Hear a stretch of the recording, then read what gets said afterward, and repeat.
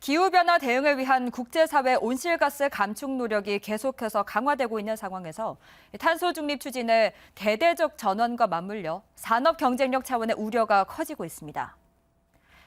2011년부터 기업들을 대상으로 본격적으로 시행된 온실가스 감축 정책.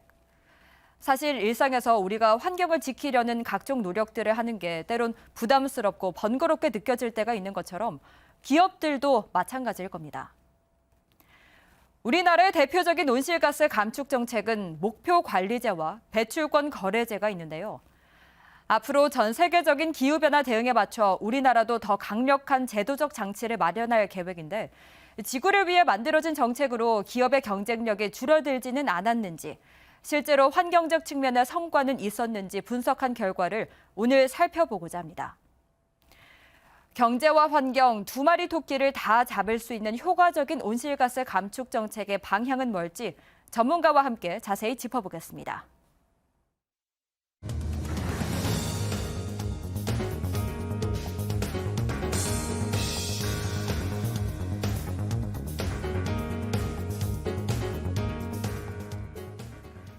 스튜디오에 나와 있는 KDI 공공투자관리센터 김현석 연구위원과 자세히 짚어보겠습니다. 안녕하세요. 안녕하세요. 네, 먼저 본격적인 이야기에 앞서서 이 기후변화 대응을 위한 국제사회 온실가스 감축 노력이 이어지고 있습니다. 그렇다면 현재까지 글로벌 탄소 중립 추진의 흐름은 어떻게 이어져 왔습니까? 네, 그 국제사회의 어떤 탄소 중립 뿐만 아니라 이제 전방위적인 기후변화 대응과 관련된 이슈는 아무래도 이제 2015년 말에 맺어진 파리 협약이 주요하게 작용했다고 생각이 됩니다.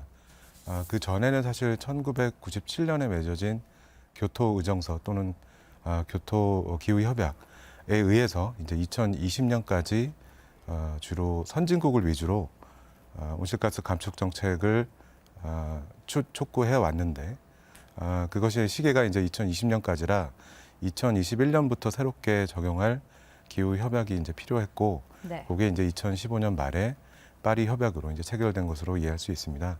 한 가지 또 추가적으로 말씀드릴 부분은 파리 협약에서는 이제 당초에 선진국 위주의 감축 노력이 아니라 세계 190여 개국의 감축 노력을 촉구하면서 온실가스 감축 정책뿐만 아니라 사실은 이제 적응의 이슈, 그다음에 재원 마련, 기술 이전, 그리고 절차의 투명성 등등에 대해서 이제 전방위적으로 고려를 하자, 이러한 분위기가 형성이 되었습니다.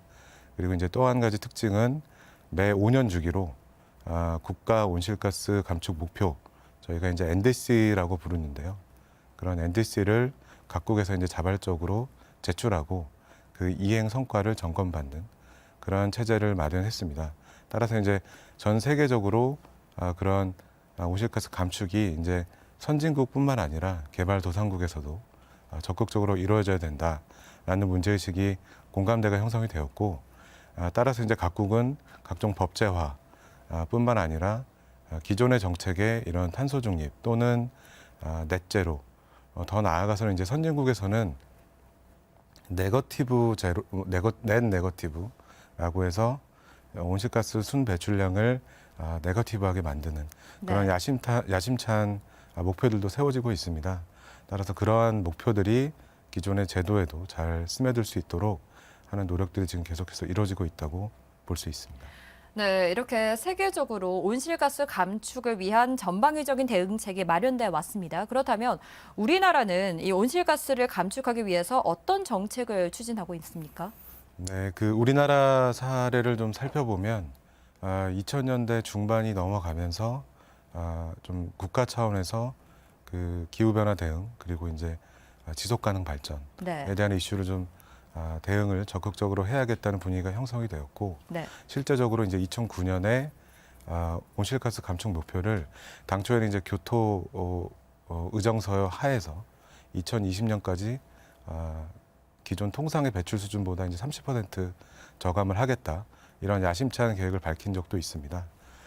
특히나 이제 교토 의정서에서는 우리나라는 감축 의무 대상이 아니었고 개발도상국으로 분류가 되어서 의무가 없는 상황에서도 그렇게 적극적인 목표를 천명한 바가 있는데, 그러한 취지에서 이제 2010년에 녹색성장 기본법이 발표가 됐고, 그에 따라서 앞서 이제 살펴봤던 목표관리제 그리고 배출권 거래제의 법적 기반이 좀 마련이 되었습니다. 네. 그리고 실제적으로 목표관리제는 법이 시행된 2010년 4월에 바로 도입이 되었고 좀 경과를 거쳐서 2011년부터 좀 본격적으로 진행이 됐다고 이해할 수 있고요. 배출권 거래제는 사실은 그게 이제 기존에 했던 어떤 규제와 틀이 좀 다르기 때문에 네. 준비 과정을 한 2년 정도 거쳐서 2015년도에 도입이 되었습니다. 한 가지 이제 주요한 특징은 목표관리제는 커맨드 앤 컨트롤이라고 해서 이제 명령 통제식 규제 성격을 띱니다. 네. 그래서 이제 국가가 제도 대상 업체와 협의를 해서 목표를 설정하고 그것을 이행하도록 유도하는 제도로 이해할 수 있고, 배출권 거래제는 정부가 이제 배출권, 온실가스 배출량 총량을 설정을 한 뒤에 배출권을 각 제도 대상 업체에게 배분을 합니다. 네. 이후에 업체별 사정에 따라서 부족한 부분 그리고 남는 부분은 자발적으로 거래를 하게끔 유도하는 제도입니다. 따라서 배출권 거래제는 목표관리제에 비해서 좀 더 시장 친화적인 제도라고 할 수 있고 2015년부터는 목표관리제가 폐지가 되지는 않았지만 네. 다배출 업종들의 대부분이 배출권 거래제로 이관이 되어서 운영이 되어 왔고 목표관리제는 좀 더 보완적으로 그에 못 미치는 업체들을 좀 관리하는 것으로 진행이 되어 온 상황입니다. 또 한 가지가 이러한 주요한 온실가스 감축 정책이라고 하면 목표관리제, 그다음에 온실가스 배출권 거래제를 들 수 있고요. 그 두 제도를 운영하기 위해서 보조적인 제도들도 있습니다. 네. 그리고 별도의 좀 더 작은 목적을 가지고 운영되는 제도들도 있는데 대표적인 온실가스 감축 정책이라고 하면 그 두 가지 제도를 이야기할 수 있을 것 같습니다. 네, 이렇게 지금 말씀해 주신 두 가지 온실가스 감축 정책은 분명히 산업계에도 영향을 미쳤을 것 같거든요. 온실가스 감축 정책이 산업 경쟁력에 어느 정도 영향을 미치는지 연구하신 걸로 알고 있습니다. 그렇다면 먼저 이 온실가스 감축 정책이 산업 경쟁력에 미치는 이 주요 경로는 어떻게 구분이 되는 건가요? 네, 그 해외에서 논의된 바를 좀 따르면 크게 세 가지 경로를 생각을 할 수 있습니다. 네. 그래서 첫 번째 경로는 에너지 집약도 경로인데 생산액당 에너지 사용량이 만약에 큰 업체 또는 산업의 경우에 온실가스 감축 정책이 강화되면 부담이 이제 생긴다는 것이고요. 네. 또 다른 것이 일정할 때 배출 집약도라고 네. 해서 실제로 에너지 사용량당 배출량이 많을 경우에 마찬가지로 이제 그러한 업체 또는 산업은 부담이 증가될 수 있다. 그리고 마지막으로 가격 정가 용이성이 고려가 되는데 실제로 부담이 발생했을 때 어떤 특정 업체 또는 산업이 다음 생산자, 다음 생산 산업에 비용 부담을 전가하거나 소비자에게 수월하게 전가할 수 있다면 그 부담이 좀 완화될 수 있습니다. 근데 그런 가격 전가 용이성이 떨어질 경우에 부담이 더 된다라는 세 가지 경로를 생각해 볼 수 있고 특히나 이제 부정적인 영향이라고 말씀을 드렸는데 그러한 부정적인 영향은 크게 여러 가지로 좀 구성이 되어 있습니다. 근데 1차적으로는 이런 오염 물질 유발 행위와 관련된 비용 부담이 생기고요. 네. 그다음에 이제 비용 부담에 대한 반응으로 기업이 실제로 판매나 그다음에 부가가치가 감소할 수 있는 그런 2차적인 부담이 있습니다. 그리고 마지막으로 궁극적으로는 경제적 성과, 환경적 성과로 기결될 텐데 경제적 성과는 예를 들면 실제로 이제 시장에서 이윤이나 고용이나 이러한 영향들이 있을 수 있고 그다음에 이제 제품 혁신 이런 기술적인 차원의 영향 그다음에 국제적인 영향이라고 해서 실제로 외국인 직접 투자 규모나 수출액 이런 거에 영향을 줄 수 있습니다. 마지막으로 이제 환경적인 영향을 묶어서 생각을 해보면 이러한 온실가스 감축 정책이 강화되면 앞서 말씀드린 이제 세 가지 경로상에서 궁극적으로는 환경 오염 물질 배출량이 줄거나 실제로 공정상의 배출 계수가 좀 줄 수 있는 이런 환경적인 영향도 있을 수 있습니다. 따라서 저는 제가 연구에서 좀 보고자 했던 건 이런 종합적인 틀 하에서 분석이 가능한 범위에 좀 좁혀서 살펴보고자 했다는 점 말씀드립니다. 네. 그리고 우리나라의 전통 산업은 제조업이지 않습니까? 이 제조업은 탄소 집약적인 산업이기 때문에 온실가스 감축 정책의 영향을 더 많이 받을 것으로 보이거든요. 이번 연구를 하실 때 제조업을 중심으로 또 살펴보신 걸로 알고 있습니다. 어떤 점에 주목하셨습니까?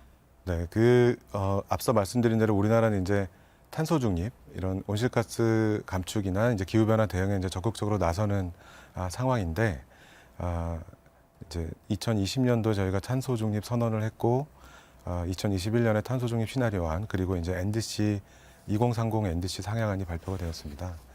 그런 과정에서 이제 실질적으로 탄소 중립을 추진하려면 다양한 부문의 노력이 필요한데, 네. 그 중에 특히나 산업 부문의 난이도, 이렇게 탄소 중립을 추진하는 과정에서의 어려움이 좀 예상이 됩니다. 그 이유는 사실은 우리나라 산업 구조가 제조업 중심인 것은 여전히 맞는 사실이고, 또 하나는 이게 생산량을 전폭적으로 줄여서 아예 배출량을 줄이든지, 그건 사실 이행 가능한 옵션이 아닌데, 그 외에는 산업 구조를 전반적으로 개편해야 됩니다. 따라서 굉장히 비용과 노력이 수반된다는 점에서 온실가스 감축 정책이 제조업 부문에 어떤 영향을 미쳤는지 상당히 관심이 있는 상황이고, 그러한 부분에 좀 초점을 맞추고자 했습니다. 앞서 말씀드린 이제 영향 경로와 연결을 지어 생각을 해보면 세 가지 영향 경로가 있다고 말씀드렸는데, 그 중에 1차적으로 저희가 이제 분석을 통해서 좀 살펴볼 수 있는 측면은 비용 부담이 얼마나 늘었는지를 볼 수 있고, 2차적으로 말씀드렸던 게 이제 부가가치나 생산액, 판매 네. 관련된 부분입니다. 그래서 이제 실제 가용한 데이터도 고려했을 때 그 정도의 좀 더 직접적인 영향에 대해서 살펴보고자 했고, 그러한 영향에 관련되어 있는 경로는 에너지 집약도와 배출 집약도입니다.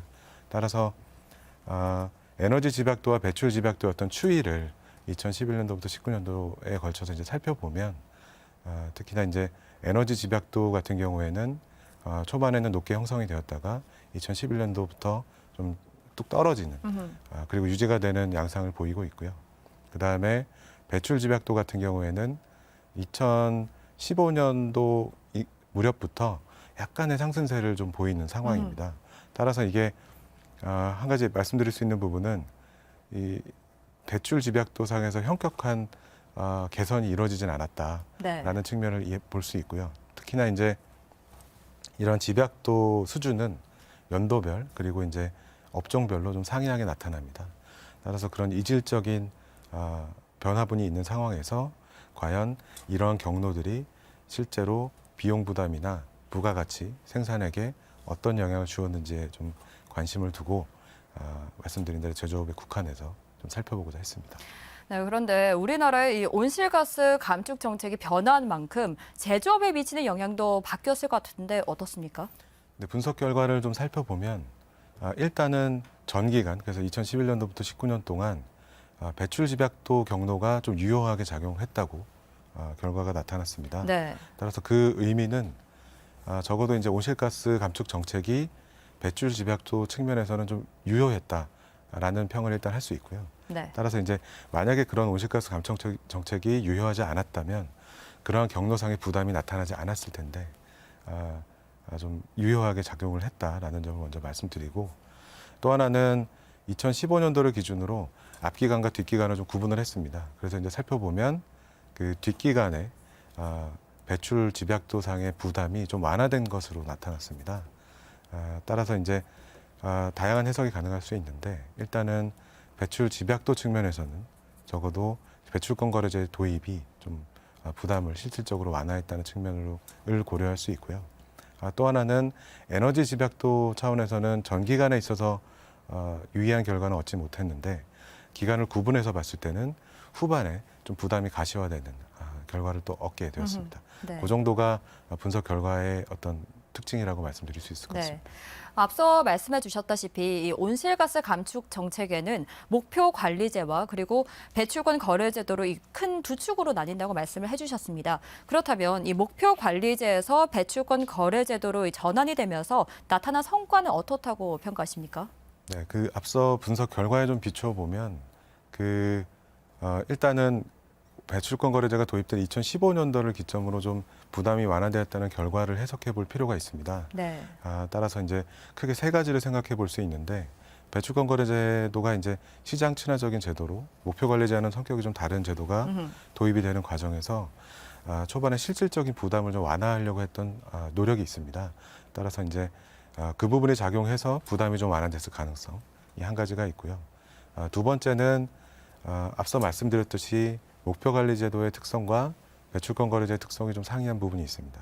따라서 이제 배출권 거래제는 좀 더 시장 친화적이고 업체들 입장에서 본인들이 가지고 있는 정보를 활용해서 좀 더 적극적인 대응이 가능한, 그래서 실제로 배출 수준이 좀 더 저감을 할 수 있으면 배출권 여유분을 팔 수도 있고, 배출 여력이 좀 적다면 배출을 더 많이 해서 배출권을 산 다음에 이행을 할 수 있는 그러한 체계이기 때문에 좀 더 기업 친화적인 정책이라고 할 수 있고, 기업은 그러한 본인들의 상황을 좀 더 뚜렷하게 활용을 해서 좀 더 전략적인 행동이 가능해진다. 따라서 목표 관리제 상에서 어떤 일괄적이진 않지만 그래도 좀 주어진 목표를 이행하는 것보다는 좀 더 유연하게 적용할 수 있기 때문에 부담이 완화될 수 있다는 가능성이 있습니다. 그리고 마지막으로는 실제로 온실가스 감축 정책이 시행이 되면 기업들은 기술 혁신을 통해서 그러한 감축 경로상의 영향을 줄일 수도 있습니다. 따라서 실제로 생산 공정 과정을 친환경적으로 바꾸면 그런 경로상의 부담이 감소되는 상황이 될 수 있습니다. 따라서 이제 그러한 어떤 감축 노력이 실제로 가시화되면 부담이 좀 줄어들 수 있는 요소가 있기 때문에 그게 이제 세 번째 영향이라고 해석이라고 할 수 있는데, 그럼 이 세 가지 가능한 해석 중에 어떤 게 좀 더 유효하냐라고 생각을 해보면 실제로 감축을 부담을 줄였던 거는 사실입니다. 따라서 그게 어느 정도 작용은 했을 텐데 저희가 배출 집약도 추이를 보면 엄청난 개선이 이루어지진 않았습니다. 네. 따라서 그런 실제로 감축 부담을 좀 줄이려고 했던 노력, 그리고 기업들의 어떤 전략적인 행동을 통해서 부담이 줄었던 부분이 함께 작용했던 것으로 보이고, 실제로 분석을 해보면 2015년도를 기점으로 좀 효과가 좀 줄어드는 양상이 다른 연도를 기준으로 했을 때보다는 뚜렷합니다. 따라서 배출권 거래제도의 도입이 어떤 변화를 야기했다고 이해할 수 있고, 점진적인 어떤 기술 개발을 통한 기술 혁신을 통해서 경로상의 영향이 줄어들 가능성은 크게 높진 않은 상황으로 보입니다. 그래서 첫 번째, 두 번째 해석이 좀 더 유효한 해석이라고 보이는 상황입니다. 그리고 마지막으로 에너지 집약도는 정기간의 영향은 그렇게 가시화되지 않았었는데 기간을 구분했을 때 후반에 좀 더 부담이 증가하는 영향을 보였습니다. 이 부분은 결국에는 전반적인 시점상에서 에너지 효율화를 통한 어떤 비용 부담 여력이 감소를 해서 좀 더 배출권 거래제 시행 이후에 그러한 에너지 집약도상의 부담이 좀 더 가시화됐다. 따라서 예전에는 에너지 효율화를 통해서 에너지 집약도상의 경로 효과를 좀 완화할 수 있는 여력이 있었다면 그런 여력이 좀 더 소진돼서 배출권 거래제 시행 이후에는 그런 부담이 좀 가시화됐다. 이렇게 좀 해석을 해볼 수 있을 것 같습니다. 사실 이 탄소 중립을 세계 각국이 이야기하고 있기 때문에 이 온실가스 감축 정책이 더 강화될 수밖에 없을 것 같습니다. 그렇다면 우리나라 제조업이 지속 가능성을 위한 과제는 뭘지 마무리 말씀으로 부탁드립니다. 네, 일단은 앞서 분석 결과에 따르면 실제로 이제 배출권 거래제라는 제도로 큰 전환을 했던 것이 유효하게 작용을 했고 실질적인 부담을 발생시켰는데 네.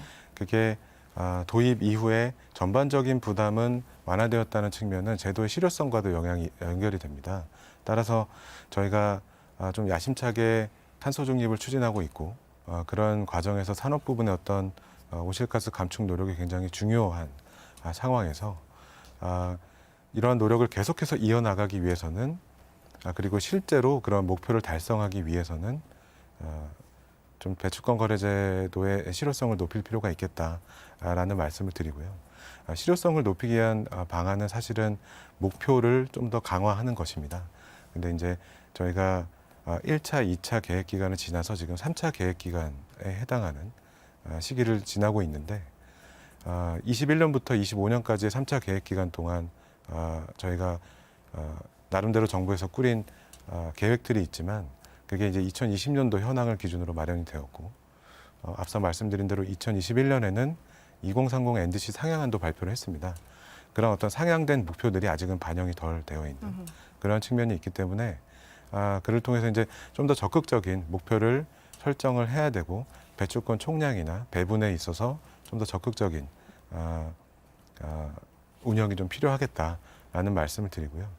또 하나는 이제 실질적으로 그러한 목표를 상향을 조정을 했을 때 이런 것들이 기업들한테 어떤 부담으로 작용할지도 고려를 해야 됩니다. 그게 이제 지속 가능성과 연결이 되어 있을 텐데 한 가지 고려해야 될 점은 앞서 이제 분석에서 에너지 집약도와 배출 집약도 두 가지가 좀 상이하게 결과가 좀 나타나는 네. 양상을 보였습니다. 따라서 배출권을 할당을 할 때 과연 이게 기업들이 얼마나 여력이 있는지를 먼저 고려를 한 다음에 부담을 지워야 할 텐데 에너지 집약도랑 배출 집약도가 상이한 어떤 영향을 주는 상황에서는 좀 더 세분화된 고려가 필요하다 이렇게 말씀을 드릴 수가 있고요. 네. 또 한 가지 예시로 말씀을 드리면 에너지 집약도 차원에서는 사실은 에너지 사용량을 줄이는 게 한 가지 감축 방안입니다. 근데 이를 이제 에너지 사용에 따라서 나오는 배출량을 간접 배출이라고 이해할 수 있는데 이런 간접 배출은 주로 이제 예를 들면 전기 사용량을 대폭 줄여서 그로 인한 배출량을 줄이는 방안이 있을 수 있습니다. 다만 에너지 효율화가 어느 정도 그 여력이 좀 감소된 상황에서는 더 이상 줄일 수 없는 부분이 있고 결국에는 전기 자체를 깨끗하게 하는 수밖에 없는 그런 측면이 있어서 특정 산업에서 전기를 사용하는 입장에서는 그런 업종들이 전기를 깨끗하게 할 수는 없기 때문에 그런 여력들은 사실은 많지 않다고 이해할 수 있고 직접 배출, 실제로 이제 어떤 제품을 생산하는 과정에서 배출되는 온실가스를 줄이는 방안이 좀 더 현실적인 측면이 있습니다.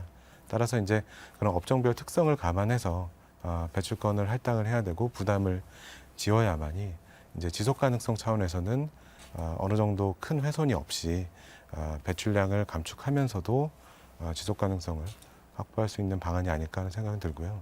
그 다음에 한 가지가 제가 분석한 결과에 따르면 제도 대상 업체들뿐만 아니라 전체 산업에 어떤 부정적인 영향이 있는 것으로 좀 확인이 됩니다. 네. 따라서 제도 대상 업체들에 대한 고려뿐만 아니라 혹시나 이제 제도 대상 업체들로 전가된 부담이 비제도 대상 업체들 좀 더 아무래도 다배출 업체가 아닌 그보다는 중배출, 소배출 업체들에게 전가되는 부분은 없는지를 고려를 해야 될 것 같습니다. 따라서 이제 특히나 이제 다배출 업체들은 아무래도 기업이 규모가 크고 좀 더 이제 대기업이라고 할 수 있고요.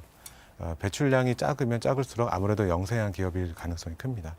따라서 이제 그러한 좀 배출량이 작은 업체들한테 어떤 큰 배출 업체, 다배출 업체들의 부담이 혹시라도 전가가 된다면 온실가스 감축 정책이 목표로 하는 대상 업체들에 국한된 어떤 부담이 지어지기보다는 좀 더 전가되는 측면은 오염자 부담 원칙에 있어서 좀 더 실효적이지 않은 측면이 있을 수 있기 때문에 네. 그러한 부담이 전가되는 경로나 어느 정도의 부담이 전가되는지의 규모에 대한 추정이 상당히 필요하다고 생각이 들고 그러한 부분의 고려가 좀 더 지속 가능성 차원에서는 좀 더 향후에 미래에 좀 더 그런 부담을 좀 완화할 수 있는 방안이 아닐까 하는 생각을 해봅니다. 네. 이 배출권 거래제 실효성을 높여서 경제와 환경이 두 마리 토끼를 다 잡아야 할 것으로 기대가 됩니다. 네. 네, 지금까지 KDI 공공투자관리센터 김현석 연구위원이었습니다. 오늘 말씀 고맙습니다. 감사합니다.